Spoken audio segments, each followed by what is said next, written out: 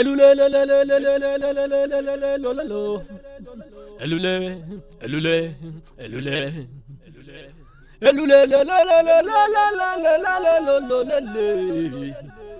Elule, elule, elule, elule. Agbon se ikamudun se, agbon se o ikamudun se. Ojú olóko kandu kandu lóyọ, ojú olóko yọ kandu kandu elule, elule, elule, elule.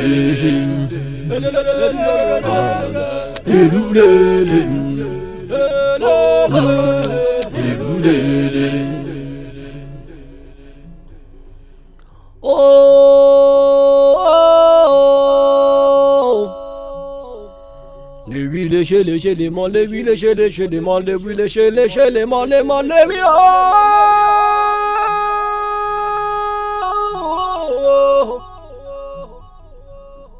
oh, Ashegbusi,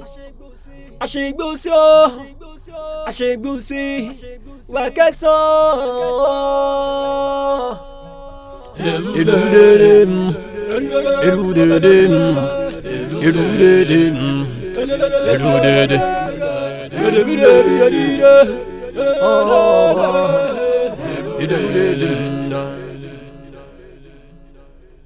Question. Oh, wa ba se kigbe. Elulele, elu.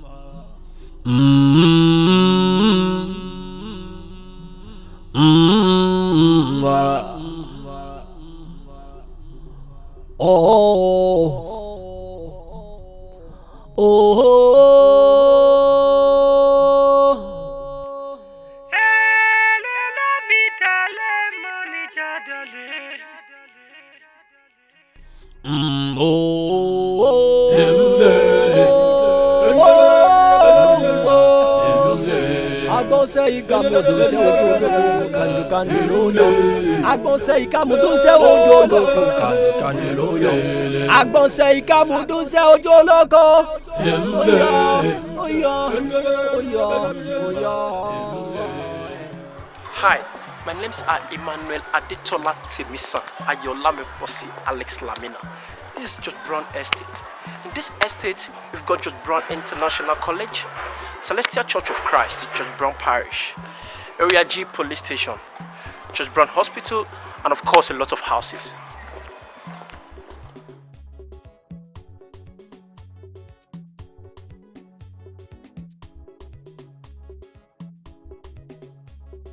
Yeah, I want you guys to prepare yourselves. So you come out 2-2. You understand what I'm saying? So just freestyle. Let me see what you can do. Am I clear? Yes, sir. We'll go now. What's that worship?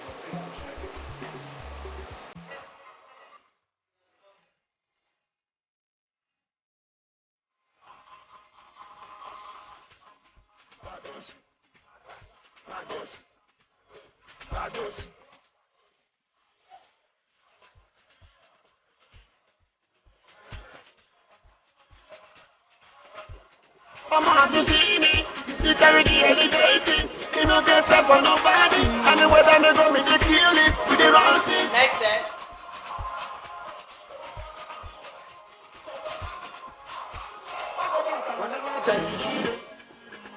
Hallelujah. Oh yeah,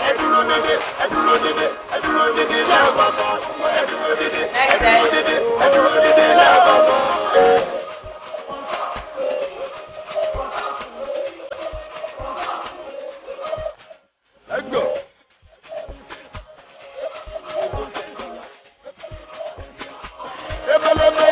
Backwards. Next set.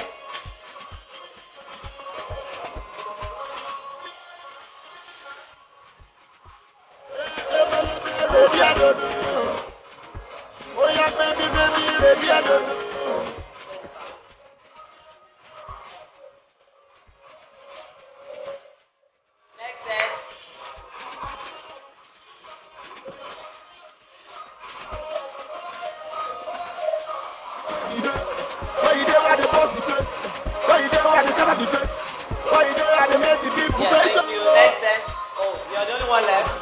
Okay, come, let's see. Oh yeah, can you change? Oh yeah, follow me. Oh yeah, can you wait? This bedu is what you face. Let me know. Whenever they give I don't dare. Thank you. Yes, we need to rehearse very well for this event.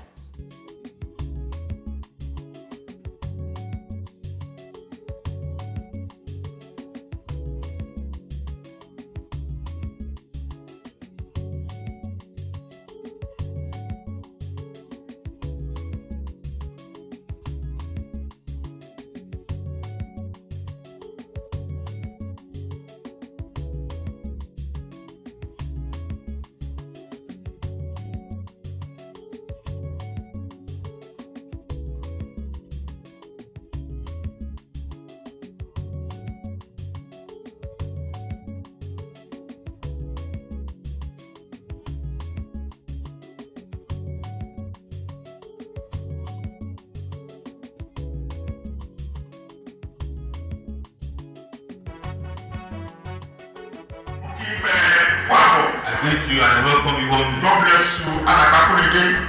I recognize you. God bless you, my dear. Thank you for the love you have for me. Good luck on your day.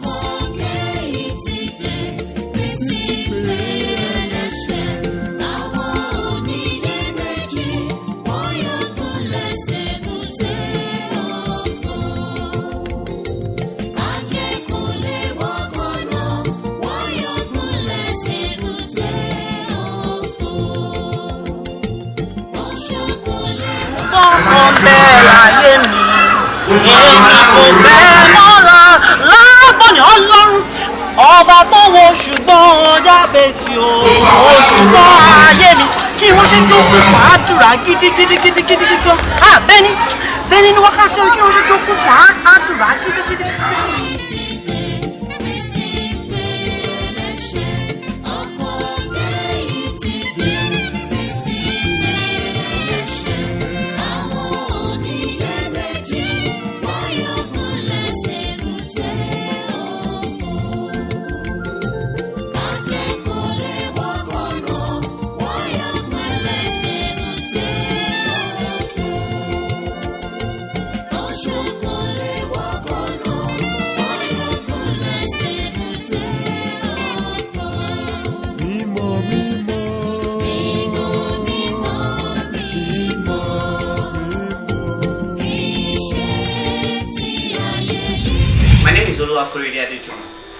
I'm a teacher at George Brown International College. I'm a dancer, so I'm a dance instructor. Almost Celestial Church of Christ telling me. I'm a prophet of God, so you can actually call me Woli Korede.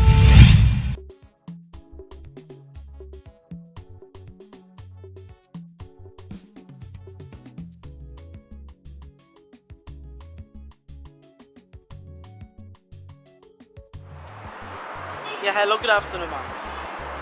Yeah, good afternoon, ma'am. This is Korede Adejuma, ma'am, from George Brown International School, ma'am. Yes, Firiwa Miss Class Teacher, ma'am. Yes, ma'am. Good afternoon, ma'am. Fine, thank you, ma'am. Yes, ma'am. Yeah, I'm just calling. No, I came for lunch, so yes, I came for lunch. That's why I decided to call you, ma'am.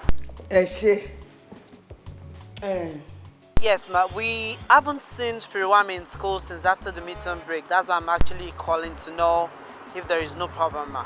Fire. Hey Joe, I hope there's no problem. She wasn't in school yesterday and she's not in school today too. Kini. She has not resumed school, ma. Láti gbàdé ti gba midterm. No, she's not in school today. Mo kú. What? Teacher ọmọ ẹ̀ ló kọ́ mi sí tó ní wọn lọ́mọ ẹ̀ school láti gbàdé ti gba midterm. Hello? Báwo? Oníbàwò ni. Òye mi là ṣe bọ́dọ̀ àbúrò rẹ̀. Tó kí ẹ ló sọ pé òun lọ sí. Irú èèyàn wo ni géèlì nítorí olóòlóbá máa jẹ́ kí o ṣe àbúrò ni o. Bọ́ọ̀lù máa jẹ́ ọmọ mi mọ́lé. Hello, Àtòkẹ́. Kí ni gbogbo rọ́bìṣì ń sìn báyìí? Kí ni rọ́bìṣì wà tí ọmọ yìí ṣe? Ṣebí o sọ fún mi pé o máa lọ gbé school ni láti Thursday. Ọmọ tí o kú dá padà láti Sunday. Why you talking like this? Sọ fún pé wọ́n ń bì sí orí òpè orí ọ̀dà tó bá jẹ́ ọmọ mi mọ́lé. Kí ló kọ́ mi sínú ilé ẹ̀ṣẹ̀? Kí ló mọ̀ mi dúró sí inú ilé ẹ̀? Irú wa ti wọlé wù yìí. Nísòro. Hello, tí o náà gbọ́ sí. Ó máa ń gbọ́ mọ́ mi. Tuesday lè ní ìbáyìísìn àwọn teachers in school àwọn náà pè yẹn. How can you do such a rubbish thing? Kó bá mi gbọ́ mọ́ mi. Ẹni kó bá mi gbọ́ mọ́ mi. Mo tó máa ṣe fún mi. Bring my daughter back to my house now. Màá gbé nǹkan mi lọ sí school padà. Ìyẹn ni ẹ mú mi gbọ́. Ẹ mú fẹ́ gbọ́. Kí ni? Kí ló wí? Kí ló ní ipò òrì báwo? Níbo? Ẹgbẹ́ fóònù fún mi. Nísù. Yé ìgbẹ́ fóònù. Báwo? Okay. Give me the phone. Nísù, ó ti kọ́ọ̀tì. Mọ́kànlá mọ́tò mi.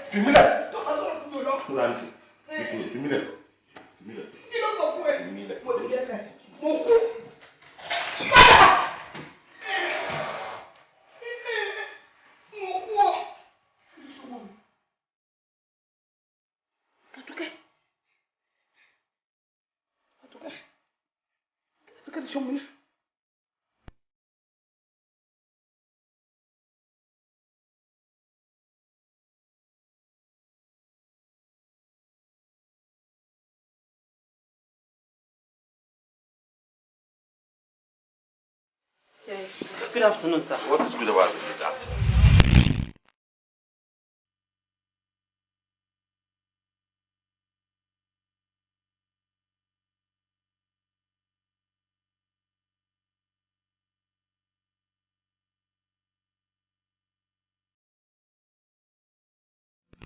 What is good about the afternoon? Where's my daughter? Yeah, I just called your wife a couple of minutes ago that she's not in school. And we've not seen her since after the midterm break, sir. What gibberish are you talking about? Kí ni gbogbo báwọ̀ dàda tó sọ jáde lẹ́nu nítorí Ọlọ́run pé kò yé mi no jẹ́ kó yé mi ọmọ yẹ kó wá fún midterm kó wá ó pè mí pé òun lọ sọ́dọ̀ aunty òun and that one called me that òun ò rí pé ó sọ pé over the weekend pàwọn láti ṣe kíní kan ní school one event like that one dance event. Yes, we had our dance events over the weekend on Saturday night. But yeah, she wasn't at the event. But I still saw her that Saturday afternoon. But she was not at the event, sir. What's happening? Where's your principal? Yeah, she's in the office. Yeah. Principal, where is my daughter? No, mommy, call. Firiwami Obasan. Yes. Mr. Basan, please have your seat. No. Me, I told you. àníṣe ọmọ mi ò sí school kò sílé kò wálé fún mi tà mí kí n máa jókòó mi jókòó. Mr. Basan ẹ wo ìgbà tí class teacher sọ fún mi láàárọ̀ wípé àwọn òbí ní school mo ṣe ní kó place call sílé kó béèrè wípé ṣé kò sí problem because she left here for the midterm holidays. kò ní kò wá sílé mi kò wá sílé mi ò rí ẹ wo tí a bá bá mi gbọ́ ọmọ mi jáde ní school yìí máa fọlọ́pàá kó gbóyin ni ìgbà ẹni máa mọ̀ ẹ bá wọ̀. Mr. Basan please. mo ti actually pe ọ̀rẹ́ Tamal but that one said he travelled pé somode òkè bóyá they left together. o rò pé wọ́n jíjọ lọ ni so kí ló dé sọ fún bàbá yẹn sí bàtà bàbá yẹn wà níbà. bí mo ṣe yẹ mo rò pé. but shut your mouth back rò pé anything for me now run after the man and go explain this to him tell me exactly what you're telling me now move it. má kó bá mi now.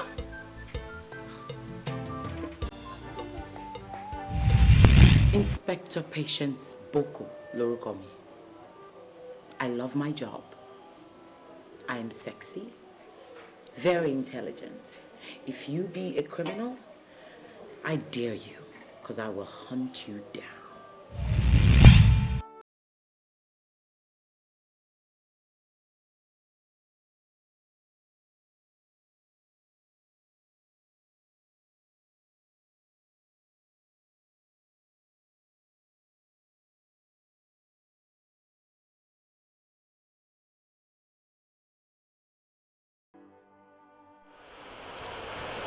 Listen, it's actually the body of a young girl, unidentified. But we're bringing it to the station right away. Yes. Ma, right away. Okay. Ma'am, I found this ID inside the bag. Okay, 1 million password to George Brown International. Yes.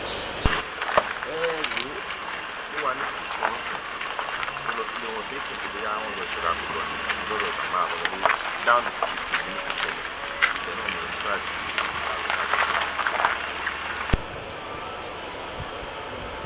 Okay, go back in this. We're bringing it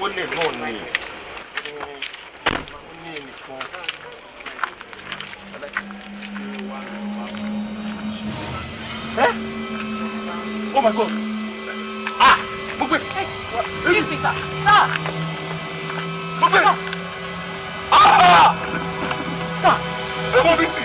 Ah! Mugbe! Kí ló ṣe? Sir, I take it easy. Kí ló ṣe?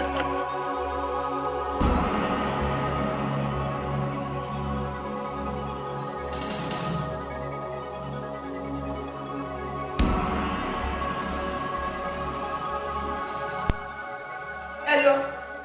Gee, níbo ló yà sí látàárọ̀? Hello. Gee. You're not talking. Níbo ló wà? Kí ló ṣẹlẹ̀? Ọmọ mi kọ́. Gee.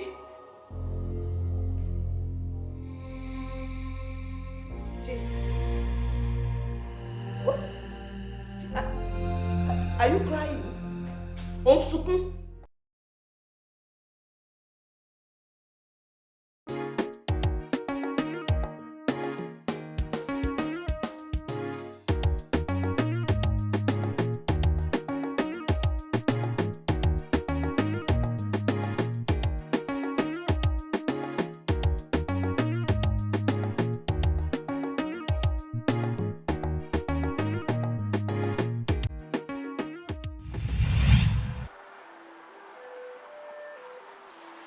Wait a minute.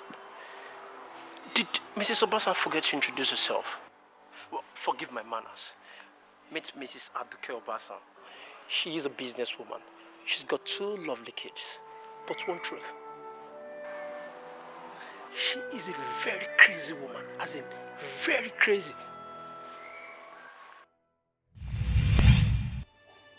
Yeah.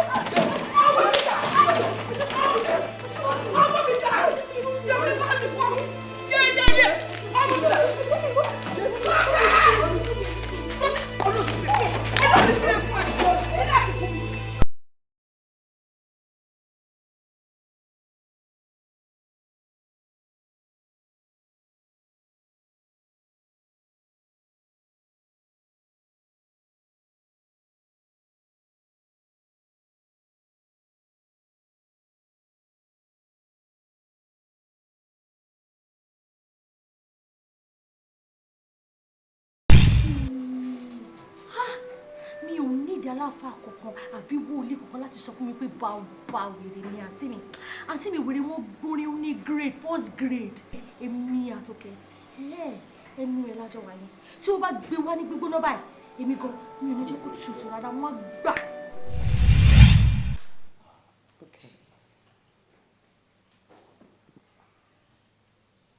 So kò pé rárá throughout that weekend? Kò bá mi sùn kankan. Gbogbo èrò ọkàn mi ni wípé wọ́n wà ní ilé àǹtí ẹ̀ bẹ́ẹ̀ máa tẹ̀ ṣe àbí?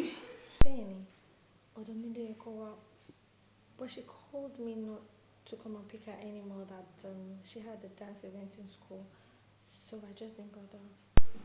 So sorry, but you didn't bother to call the parent. That's all the questions that I have. Tabatini, any other questions? Tuma Bada. Okay. Bí àbúrò mi ni ẹ́.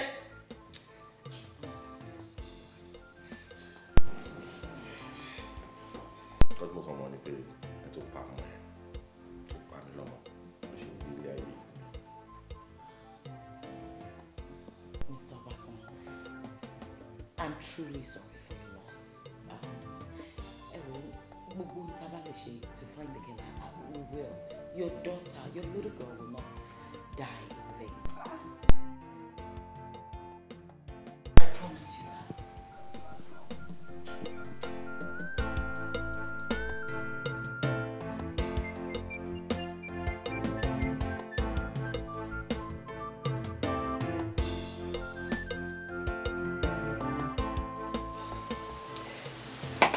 I didn't see her at the event, and could the sing continue? The show must continue. Did she tell you she was leaving for the midterm? No. When I didn't see her, so my belief was actually that she left for the midterm break. So she didn't tell me. But when was the last time you saw her? I still saw her that very morning of the event. Yes, I did. Onwati Tamal. Who is Tamal? Her boyfriend. She has a boyfriend. Was he at the event? He wasn't at the event too. So I heard Tamal traveled. So I believe they traveled together, you know, boyfriend, girlfriend. So they left together. Okay, if we have any more questions, I'm acquainted. Not any other questions. Ejo, or the baronty, anything, Ejo, thank you very much. Have a good afternoon. No problem. She was my very good student and a very good dancer. We'll take note of that. Have a good one. Have a good one.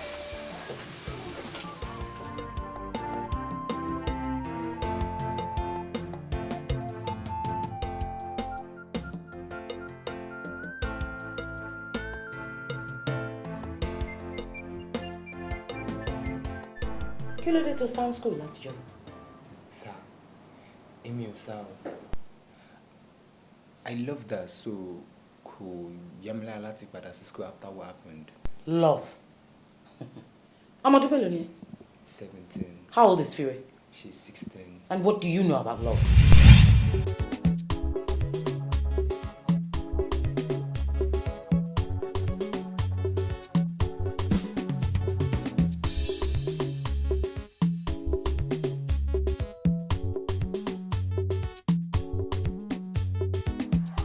Inspector Pat, almost 17 years old, you know, love.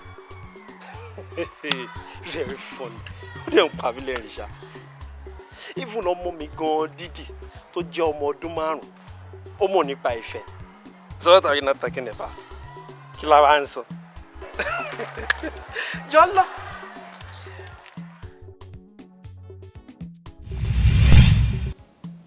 Ibo ló mú lọ? Ibo lẹ lọ lọ́jọ́ tẹ́ ṣe miss school event. Èmi kọ́ ni mo mú kúrò ní school. Nígbà tó ní òun lè dúró fún event. So I had to leave because I was also fed up. So we left, but not together. Yes, ma'am. Elule, elule, elule. Agbonse ikamudunse. Agbonse o ikamudunse. Ojú olóko kandu kandu lóyọ.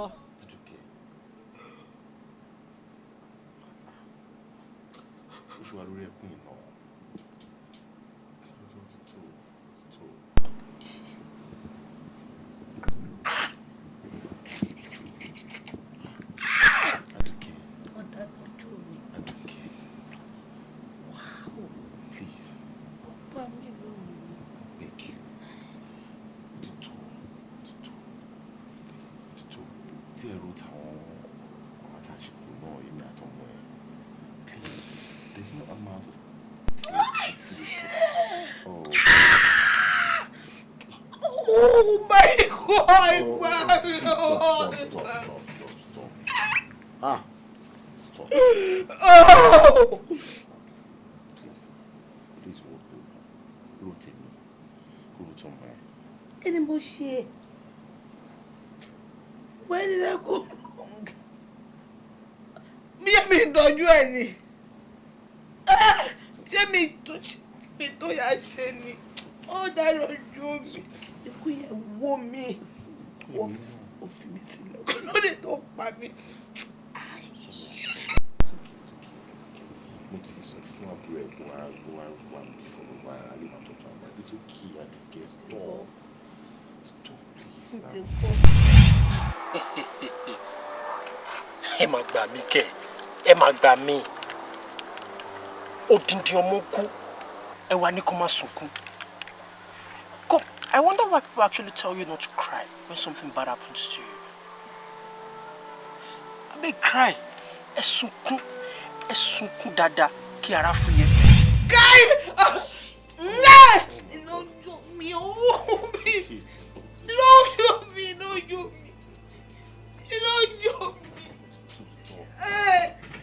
Ikú yẹn rí mi kò pa mí. Ikú yẹn rí mi lẹ́kọ̀ọ́ pa mí.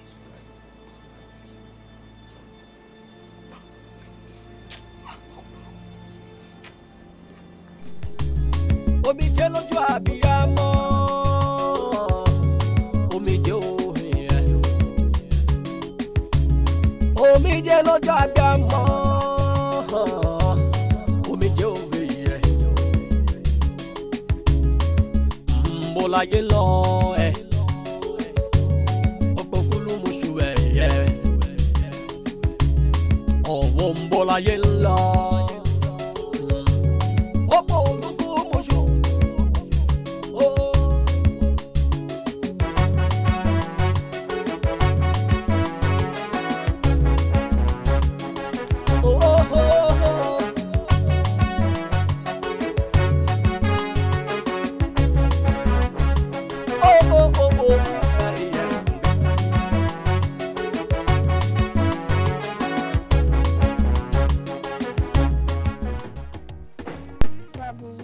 But my sister went. When is she going to come back? Yes, she went to meet. Okay, when are we going to go and visit them? I want to go there. When you attend primary school, we'll talk about that. It's fine.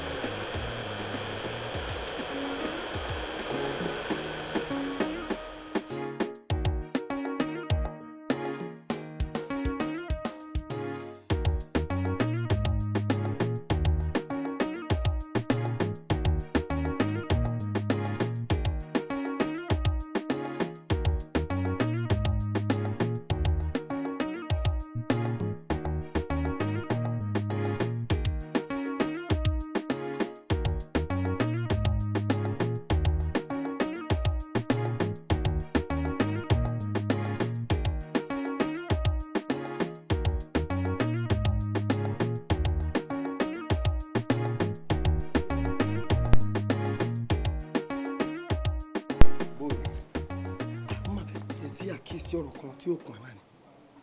Kí ni nǹkan yẹn? Ó ṣe ó rí nǹkan tó ń ṣẹlẹ̀ nínú ilé yìí ni olójú òfèrè náà nìyẹn o kí kí ló dé tó jẹ́ pé ọ̀gá ọkọ wọ́n ti di ọ̀gá obìnrin gbogbo iṣẹ́ tó yẹ kí madam máa ṣe òun lọ̀gá ń ṣe ọ̀gá máa gbọ́mọ lọ skul á máa ṣe gbá kí ló dé kí ló ṣẹlẹ̀ nǹkan yìí ti dàrú o kò dá o tẹ́ bá ṣe bẹ́ẹ̀ tó bá ti nírú ẹ̀ pé bí wọ́n lè fẹ́ ṣe fọ́kọ ẹ̀ ìyá á jẹ yín ẹ má máa ru àwọn nǹkan burúkú yẹn o mo bẹ́ẹ̀ sọ̀rọ̀ sí tó rànjú mọ́ mi ṣé ó gbọ́ràn ni. ṣé nítorí ẹ̀ ló fi dá mi dúró. ọ̀rọ̀ yẹn bí nínú gbọ́nú ara mi nìyí because abẹ́yẹ̀ bá bá ẹ̀gbọ́n mi dánwó ẹ̀wò wo ó máa rìn lọ ni kò ní dé mọ́ bẹ́ẹ̀ ni o. ó ti dá ọ̀rẹ́ ti yé mi jọ nítorí Ọlọ́run ṣó lè ṣe fífọ̀ kan fún mi. ayé àmà dàmà má ṣe fún ẹ. nǹkan tó sọ ń sìn ṣe bó rántí gbogbo nǹkan tó sọ. ọlọ́mọdé aṣọ fún ẹ mi. ṣó lè bá mi sọ ní English. in what. ẹ bá mi fi èdè òyìnbó sọ nǹkan tó sọ yìí. òyìnbó lẹ́lẹ́m bí wọ́n sọ fún ẹ ní Mexico mo ti kàwé nǹkan tó ṣe é madam ọ̀gá. ló ṣe alára kan. èmi àbọ̀ ọmọ ẹbí ló ń bá wí o ti jẹ́ tán ẹjọ́ ẹ̀kọ́ kó tó lóyún sẹ́kẹ̀ bọ́pọ̀ fún 150 wàá kẹ́kọ̀ọ́ láwọn a ti ṣeré ìlú ló fà.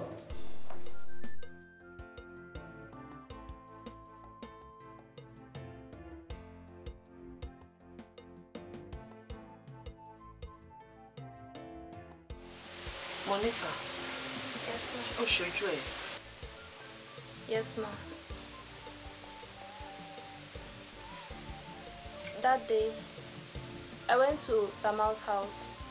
After he told me he has gotten back. On getting to the house, I heard Furiwami screaming.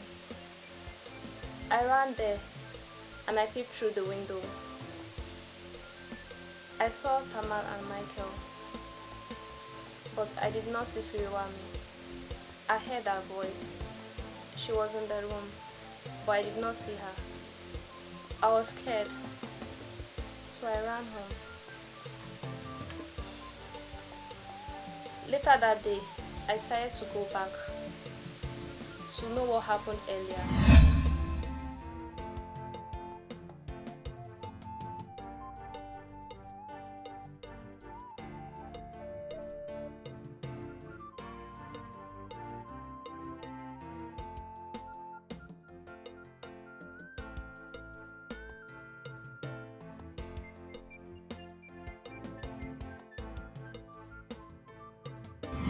It was after then they told us Firiwami had died. Kí ni wọ́n lọ ṣe nílé Tamal lọ́jọ́ yẹn? Aje karba kudina ni. What did you say? I went there to collect my money. He borrowed 1,000 naira from me at school, so I went there to collect it. Ṣé wàá rówó náà gbà? No, ma. Tamal has not been in school after that incident, and I'm too scared to go back to his house.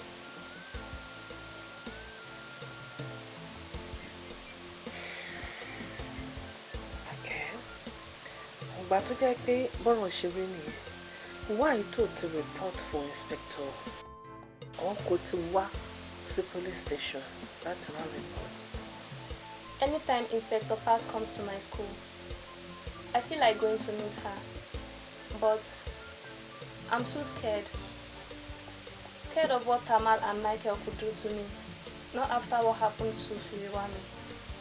Ma, bó ṣe explain fẹ́mi náà ni so mo wait kí mo wá kó tó wá ṣàlàyé fẹ́yìn náà, maybe you give me permission to arrest Tamal and Michael.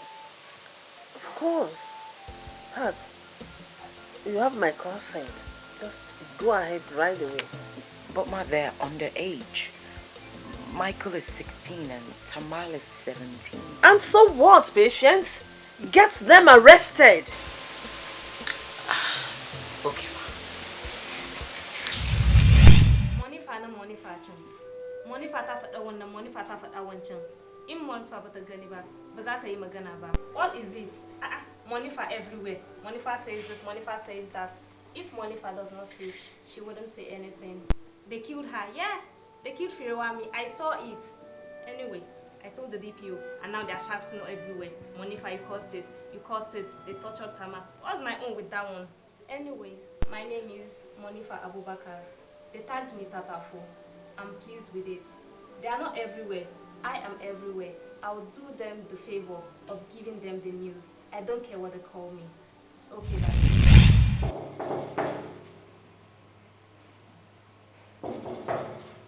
Yeah. Mumbo.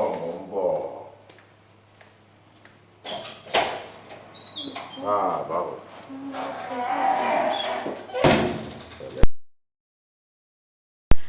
Uncle, ẹjọ́ ẹ má bínú. Kí ni gbogbo àwọn nǹkan tẹ́ ń sọ lórí fóònù yẹn? Because you don't understand. Ilé mi náà jàre, ó kàn bẹ̀rẹ̀ sí act up lóríṣiríṣi. Ó kàn decide pé òun lè gbé ndé mọ́. Pé everything kàn rí bákan sóhun. Hardly ronú ṣàkó ń sùn. Hardly gan ló fi ń jẹun. Okay, níbo ló wá lọ báyìí? I'm not sure, but I think she went to your mother's place.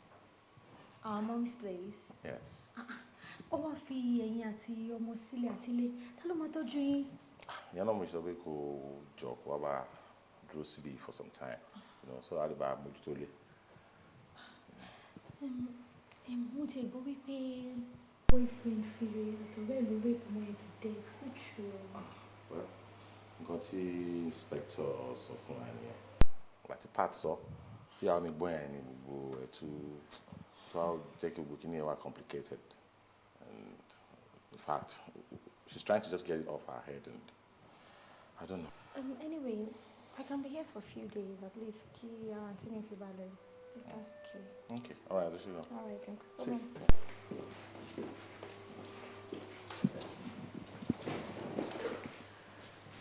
Shit. You want anything? Mi ò lè pa. Mo nífẹ̀ẹ́ àǹtí. Kò nífẹ̀ẹ́. But ó possible kò nífẹ̀ẹ́, but kó má gbà fún ẹ. Gbà fún mi. Mi ò kẹ́nu fẹ́ sí rí. Ó kẹ́nu fẹ́ sí rí. But ìwọ àtọ̀rẹ́ ẹ rape ẹ. Rape? Ọ̀rẹ́ mi. I don't know what you're talking about. You must be very stupid. Kids of this generation. I don't care if you're 15 or 16. All I have to do is to get to the bottom of the matter. Probe or implicate any or everyone that is implicable. I must get my promotion, either by force or by fire. You kill the girl, Tamal. Ó dà ń pé ó tí fẹ́ jẹ́wọ́. Ọ̀rẹ́ ẹ̀ má ti jẹ́wọ́. Ṣé wèrè ni Michael ni? Jẹ́wọ́ pé kí ni? I swear, ma, there was nothing of such. Okay. Here you go. She'll recognize anywhere, no pictures here. Yes, that's a room in my house. Oh, so recognize me. This is your bedroom, right? Yes. So, kí ló dé tó ready láti jẹ́wọ́? Ṣé nítorí nǹkan tẹ́ ẹ fìyà jẹ mí lílé ẹ̀yìn ọlọ́pàá. Ẹ ṣe wádìí kẹ́ tó máa fìyà jẹ aláìṣẹ̀. Yes. You are very, very stupid. Or rape ọmọlọ́mọ to death, John. O tún láyà láti máa suffer what to do. Ọmọ nǹkankan, máa make sure pé inú ẹ̀wọ̀n ló máa kú sí. Trust me on that. Ṣé rape lélẹ́yìí àbí movie? Movie? Yes, it's a movie.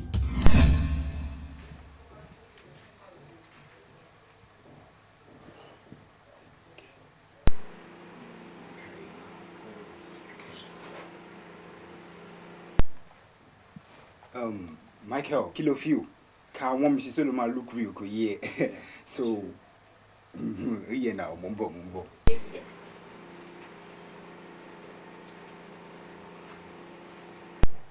Ṣé o mọ̀ kó tó máa ṣẹlẹ̀ ní ìsinmi àwọn kan wọn fúnra mi kò sí yẹ.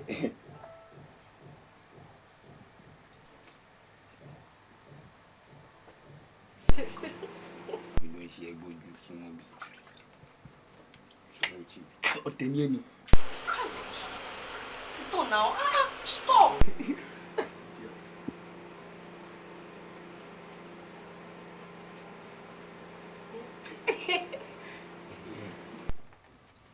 Michael, action time.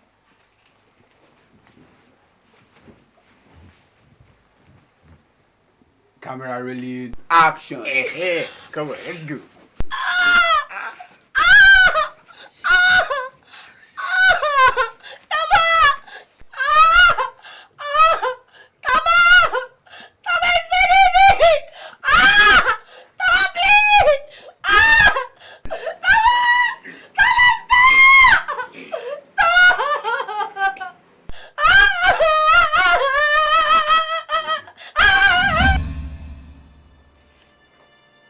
We recorded it the last time Frey came to my house. And camcorder no one you want me. That's my proof. But so yẹn tẹ́lẹ̀tẹ́lẹ̀. O ní ẹ̀yin méjèèjì ò kúrò ní school láti lọ anywhere pọ̀. Báwo lẹ ṣe wá end up nínú ilé yín? Yes, she later came with Michael that very day and left after we shot the movie. Well, I'm definitely going to need that camcorder. Okay, it's in my house. Agbon se ikamudun se. Agbon se o ikamudun se. Ojú olóko kandu kandu lóyọ̀. Ojú olóko yọ kandu kandu.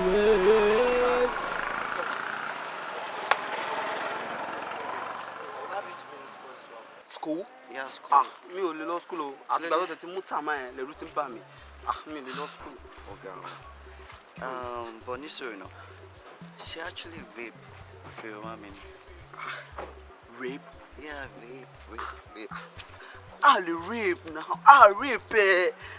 Rubbish lọmọ yẹn ń sọ. Ìsọkúsọ ni ó ń sọ. Calm down.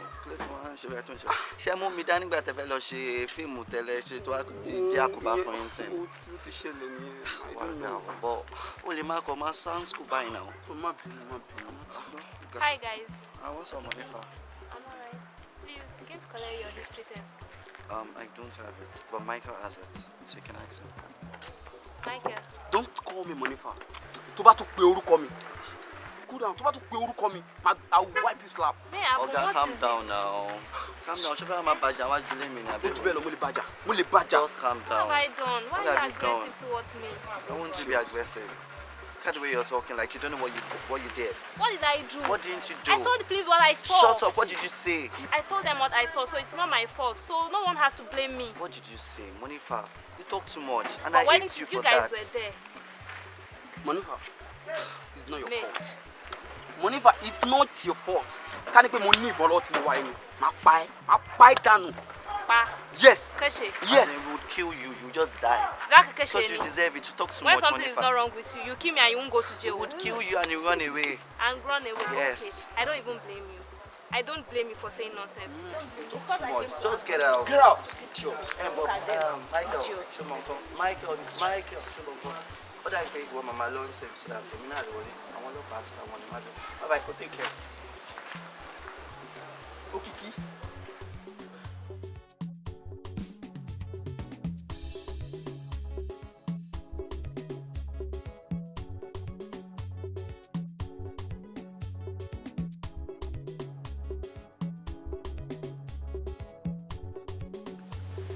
Why did you do that? Gani Araba, me wannan mana. What is this? What sort of stupid question is this man asking me? Anyway, he asked a stupid question and I will give him an answer. I thought they actually raped her. Domin abun da na gani kenan. What's that? That was what I saw, sir. Monifa, I've told you times without number. Whenever you're in school, you don't speak your language here. I'm sorry, sir. But if you even saw something of such, why not tell me? Or the principal, why do you have to go to the police station? Why? I thought that was the right thing to do, sir. You thought? And you feel good right now? Ṣé ìyà tán fi jẹ tàmá yẹn ó dùn mọ́ ẹ? Now get out. And make sure you finish your punishment by noon. Is that clear? Yes, sir. The portion is much, sir. I can't finish it before noon. That is why it is called punishment. You finish at my time, not at your own convenience. Am I clear? Yes, sir. Now get out. Agbon se ikamudun se. Agbon se o ikamudun se. Ojú olóko kandu kandu lóyọ̀. Ojú olóko yọ kandu kandu Elule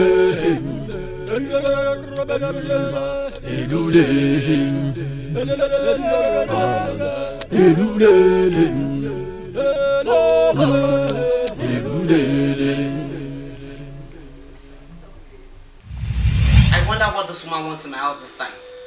But trust me, I will not take it lightly with her. Not for a minute. Because I'm beginning to lose it. Oh, Mr. Corday. Good afternoon.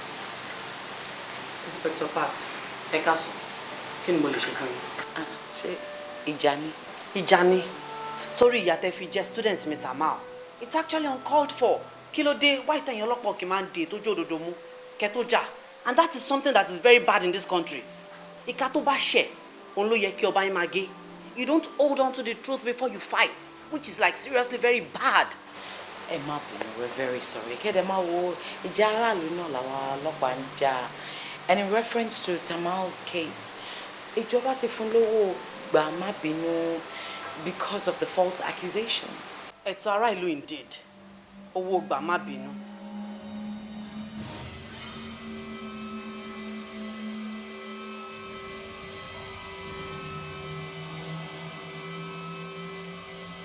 Hey, ṣé ìwọ náà bá sọ̀rọ̀? Wọlé lọ́jọ́. Bye bye.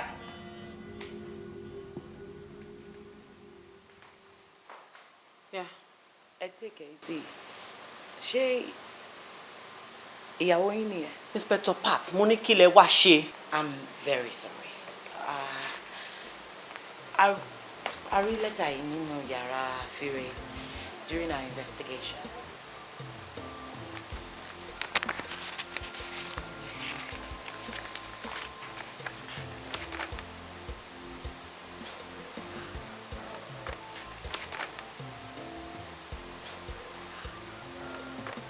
So, kí ni kí n ṣe sí? You wrote the letter, right? Oh my God. As you can see, my name is boldly written on this letter. But kí lẹ ń fà tẹ́ fi sọ fún pé kó take it easy, kó má jà, and that you love her very much. Lord. Yes, I loved her so much. Just like the same way I love every of my students. And nǹkan tá à ń fà ni pé somehow ó get to know wípé Mr. Obasan kọ́ ni biological father òun. She told me. Excuse me, sir. Báwo ni? I'm fine. Kí ló ṣẹlẹ̀? I'm very... Yeah, what's the problem? I don't even know what to say it. Say it any, I'll try to come on. Okay. Kí ló ṣẹlẹ̀? Kí ló ṣẹlẹ̀ ni pé there was a day tí mo ti nu room mommy ṣe. So mo wá rí àwọn documents kan bẹ́ẹ̀, ó dẹ̀ bà mí lẹ́rù gan. Mo rí pé dáàdì tí mo máa ń pè ní dáàdì mi kan, àwọn kọ́ ló bí mi.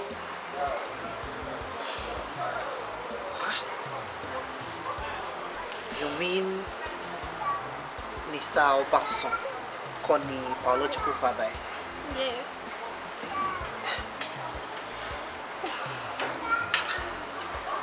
So kí ló wá ṣẹlẹ̀? Bó ti ṣe máa ń wù mí yẹn lóko mi understand. Like tí n bá wo mí ní scale láàrin ilé, wọ́n máa sọ pé àwọn like laps mi. Tó yẹ pé aṣọ tó ṣẹ̀yìn lẹ́nu ọ̀nà máa fọ́ máa pa mí lára. And mo understand wọn. Ó mọ nǹkan.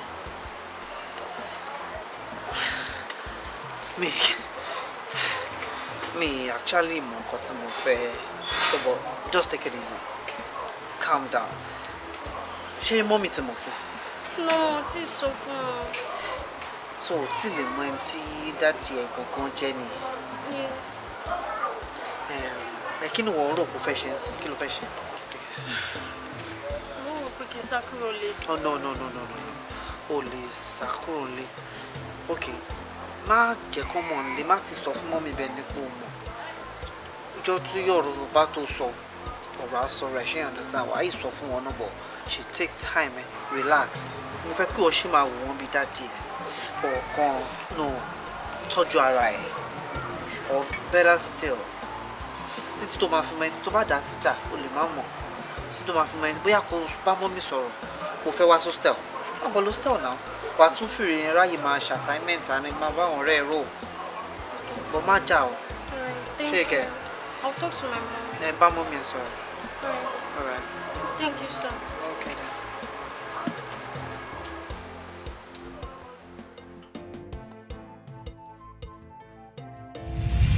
Seriously? So, who is her biological father? Well, she never got to know that. She's to Fiku anyways. Only Mr. Obasanjo who was so back on. It got to a point she wanted to leave the house. So I told her to calm down, be as a tito, but just Yoruba to gongon or asorai. But why didn't you say this from the beginning? Hey, very low me. And oro de debe. Why to check pé letter lẹ́yìn àti student yín fi communicate? Okay. Reason tí èmi àti student mi ṣe ń fi letter communicate. Òun ni wípé òun á lè fi letter yẹn síbi tí ẹ̀yin ti rí lẹ́nu. Ẹ lè padà wá bá mi. Then èmi á lè ṣàlàyé fún yín wípé Mr. Obasan kọ́ ni biological father. So have a good day. Mo mọ̀ pé inú ìbí yín ni. But if we have any more questions, we'll be back.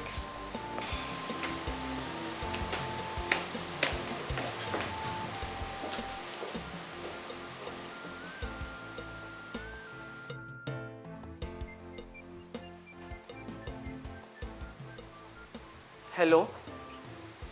Yeah, I'm getting scared. And now? Ìran mi ò ṣe wọ́n rí o. Okay, let me wá báyìí. I'm breathing so fast. Ìyẹn là ń bá ẹ sọ ni.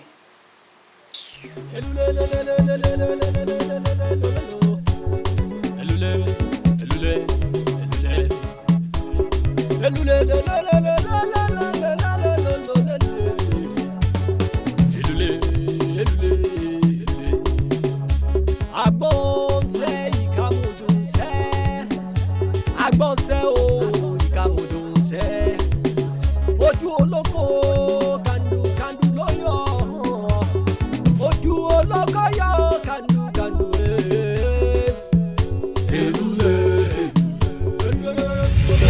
We need to get some things right and straight here.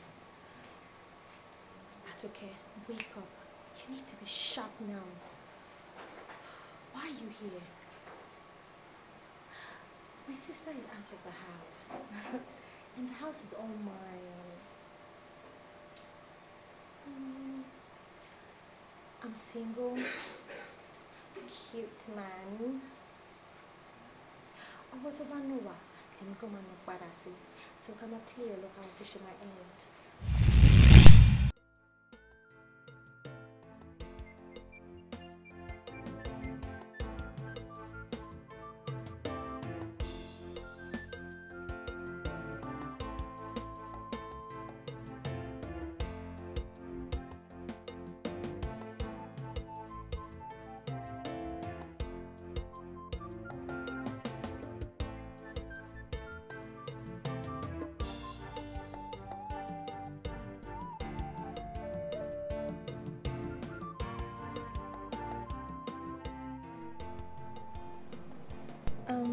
Báwo ni ẹ ṣe ń feel pẹ̀lú bí ẹ̀gbọ́n mi ṣe sí nílé?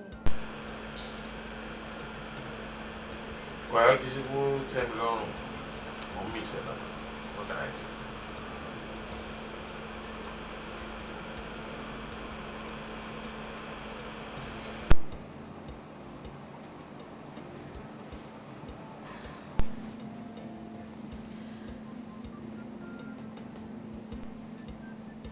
Kí wá ní eré títí mi pẹ̀lú gbogbo nǹkan tí mo ń ṣe?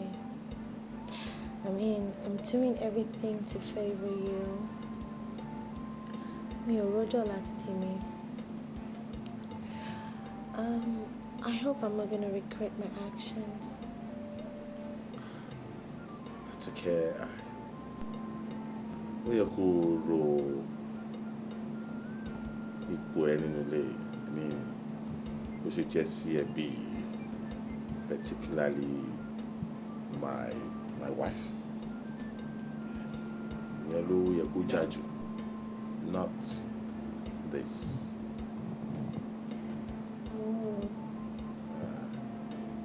Okay.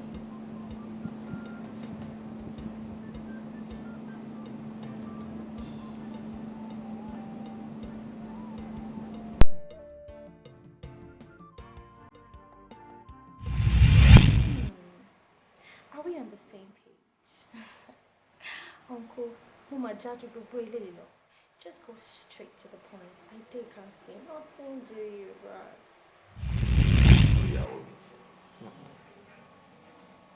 Zawari kiniko. Awapi kiniko, shake kiniko. Regular feel. Wrong or right? Watch me.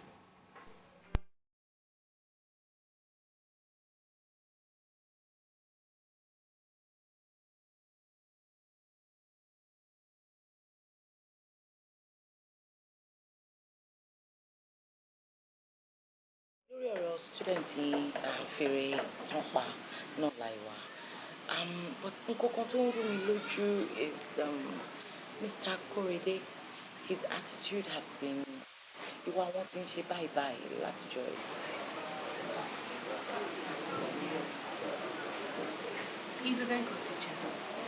He's very punctual and never jokes with his job. He's also very pleasant, so all the girls like him.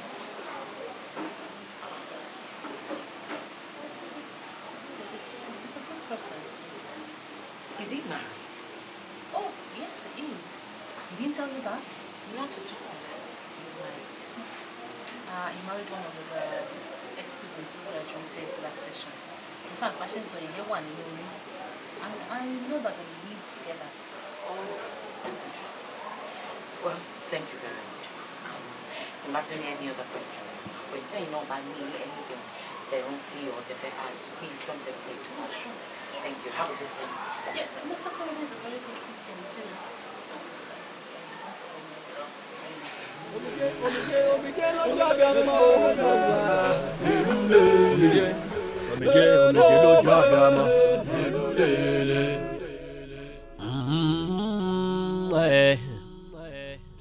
Ibo láyé mi ń rẹ̀ ọ́. Ohoho. Ibo láyé ń lọ o. Omijé lójú àbíyamọ. Omijé òhìn ẹ̀. Omijé lójú àbíyamọ. Omijé òhìn ẹ̀. Mo láyé lọ ẹ̀. Ṣé lórí ẹkún yìí náà ló wà? Ọ̀pọ̀ kú ló. Pé ẹkún àsùnjù ó máa ń fọyàn lójú sá. Ta ló máa sọ pé kò dùn ọ́? Ẹni tó bá ní kò dùn ọ́ kó náà lọ lu tiẹ̀ pa. Ìjọ́ mẹ́wàá ló fẹ́ ṣe léyìí dà. Ó bá sunkún lé ní títí di ọ̀túnla mẹ́wàá. Eyín ò ní kọ́mọ tó kú ó jí mọ́. Òun ti bá tiẹ̀ lọ. Ọkàn rẹ ní kó fi balẹ̀ kó lè tọ́jú àwọn ọmọ tó ṣẹ́kù. Àti bàbá nígbà tó wá lókù sí i. Àwọn ọmọ tó kù àsìkò yìí gan-an ni wọ́n lè dì rẹ̀. Ìjókòó tó ṣòkò síbi ọ̀run kankan. Wọ́n láti lọ padà sílé kó lọ lójú táwọn ọmọ ẹ̀.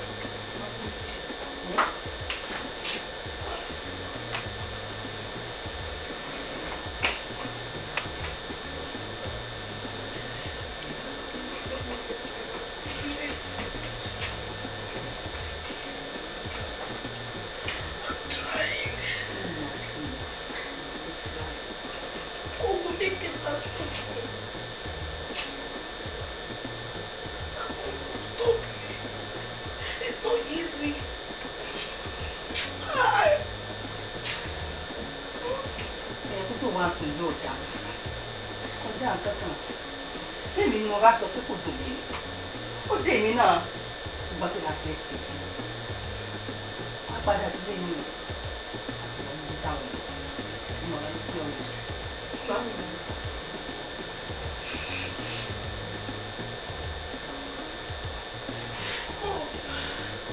mo fẹ́ kíjì mo fẹ́ kọ́ ní fílẹ̀sì pé àwọn ọmọ tí mo bí fún ọmọ nífẹ̀ẹ́ lóko.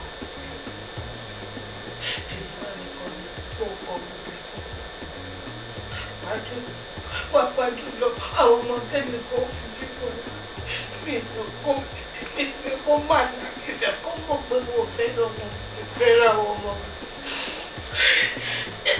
Mọ àtọ́kẹ́ tó wà nílé ẹ̀tọ́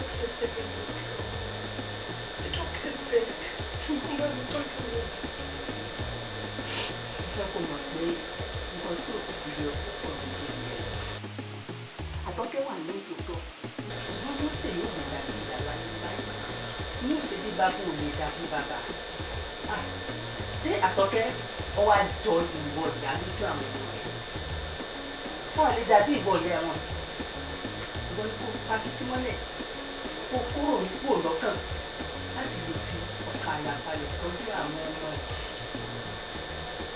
wọ́n á sì mọ lọ́wọ́ wọn á di wọn á dìgbà fún un ètò lọ tí ò sí kankan pẹ̀lú agbára lójú àwọn eléyìí ni wọ́n á san lọ fún un àti pé pàápàá àwọn fẹ́ máa gbọ́n jẹ fọ́pọ̀ sátọ̀kẹ́ wá níyàwó rẹ̀ wọ́n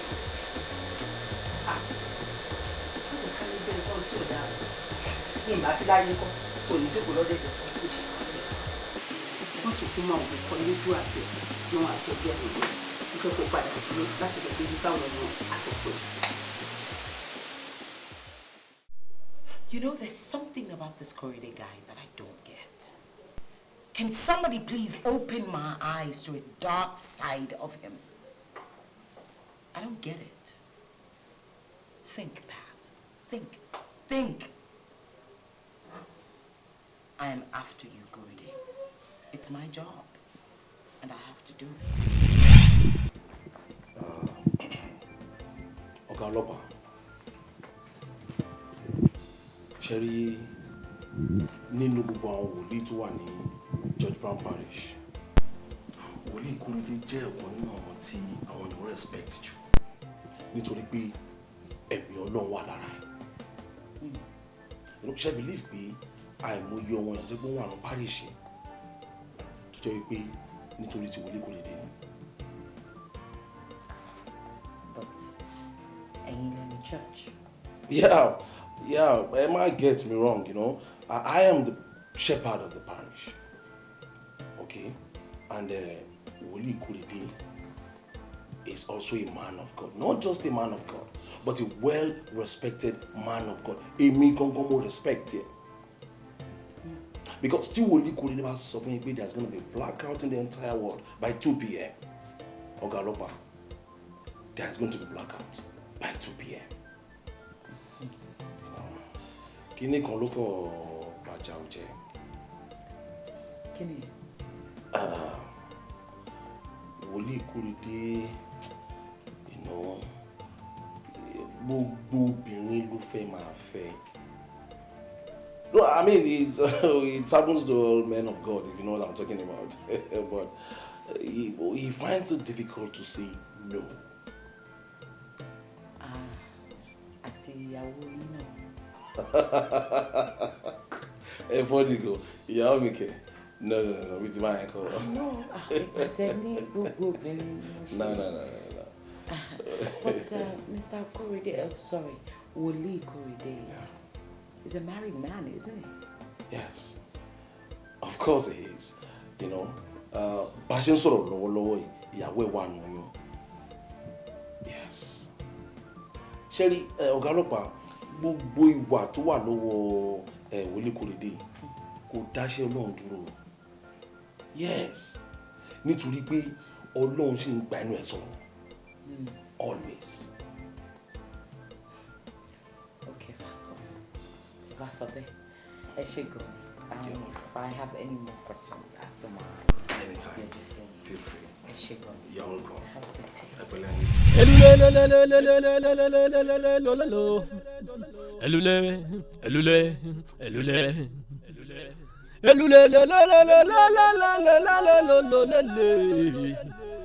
Elule. Agbon say ikamudun say. Yes. Me self won't turn Wole Emmanuel so that all the girls can be mine. Mr. Korede. Mr. Korede. Emio. Eliasa. Ọlọ́run o. Senkoroba TV. Emio. Ọlọ́run o.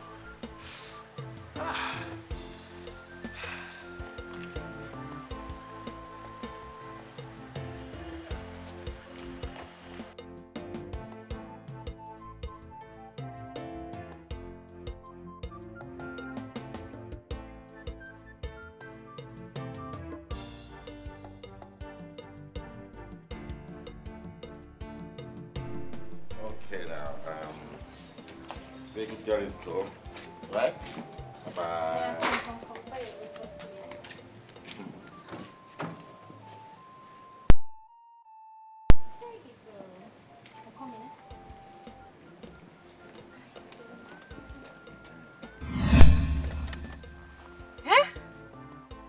Atoke Ade, Oko Auntie.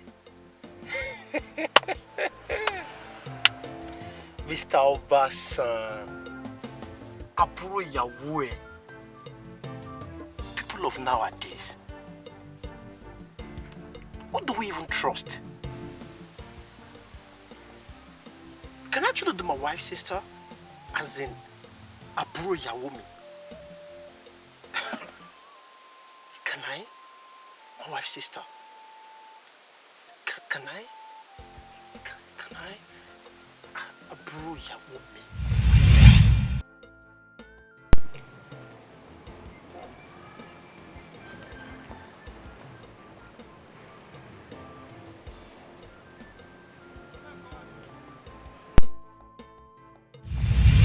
Just see that? Oh my gosh. Ṣó fẹ́ sọ pé òun rí mi ni? Ah, okay. Èmi rí ẹ, màá dẹ̀ kí ẹ. Hello, miss. Can you just let me be? But she say hi. Wala lo kure si jare. Patience.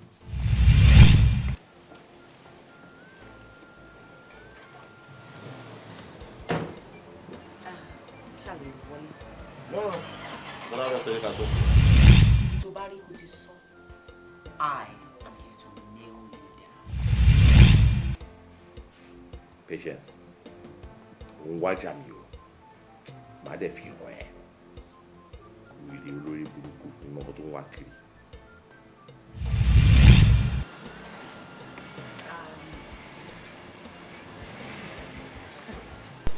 Hello. Isn't that your sister-in-law? Is that right?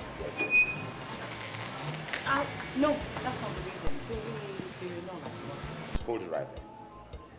Hold it right there. But doesn't she go investigation rather kill a bubble here? Please, let this case just slide and let her rest in peace. She won't want me. Go investigation you to talk me. She won't. Is that clear? For your information, Mr. Watson, this is no longer your case. This is now the government's case. And I'm not here because you're Fury's father. I'm actually here because you're not Fury's biological father. So, is that clear? In that case, look how well you said that we can talk. Joe, you lost your opportunity to talk to me in your house. It's no longer your call. It's mine now. How about we talk in my office?